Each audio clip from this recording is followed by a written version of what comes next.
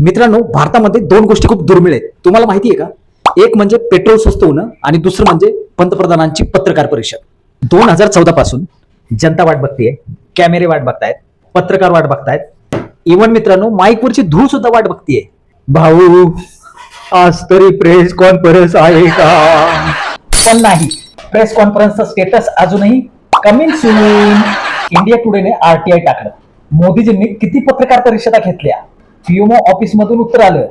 अहो, तुम्हाला सांगायचं काय, आमच्याकडे असं झालंय, रेकॉर्डच नाही. अहो अरे बाबा, हे उत्तर ऐकूनच आरटीआय ऑफिसर म्हणाला असेल, अरे पत्रकार परिषदच घेतल्या नाही तर रेकॉर्ड कसा असेल? मी पण माझा हसू का कंट्रोल करू? हे म्हणजे असं झालं, आई विचारते अभ्यास किती केलास आणि आपण म्हणतो डाटाच उपलब्ध नाही. हा, 2019 ला पत्रकार परिषद झाली होती, पण पत्रकारांनी प्रश्न मोदींना विचारले, उत्तर अमित शहानी दिली.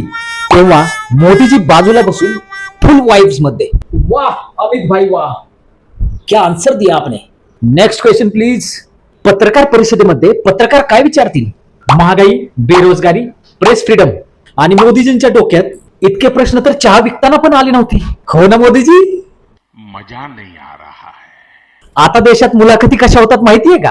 पत्रकार म्हणतात, सर आम्ही प्रश्न विचारू, आणि सत्ताधाऱ्यांची टीम म्हणते, हो पण आधी व्हॉट्सअपवर अप्रूव्ह करून पाठवा. प्रेस फ्रीडम इंडेक्स मध्ये 180 देशांमधून भारताचा 157वा नंबर आहे. इतका खाली गेला आहे की लिफ्ट सुद्धा म्हणते, भाऊ मी खाली नाही जाणार आता. मित्रांनो, पूर्वी पत्रकार सरकारला घाबरायचे नाहीत. आता पत्रकार प्रश्न विचारण्याआधी गुगलवर सर्च करतात, जेलमध्ये वायफाय असतं का? आपल्या देशात प्रेस कॉन्फरन्स इतकी दुर्मिळ झाली आहे ना की लोक आता IPL पेक्षा जास्त प्रेस कॉन्फरन्सची वाट बघतात. माझा जनतेला एक प्रश्न आहे, सत्तेत आल्यापासून नरेंद्र मोदीजींनी एक सुद्धा प्रेस कॉन्फरन्स घेतली नाही. हा त्यांचा निर्णय योग्य आहे की अयोग्य? कमेंट करून नक्की सांगा आणि फॉलो करा अशाच राजकीय विश्लेषणांसाठी.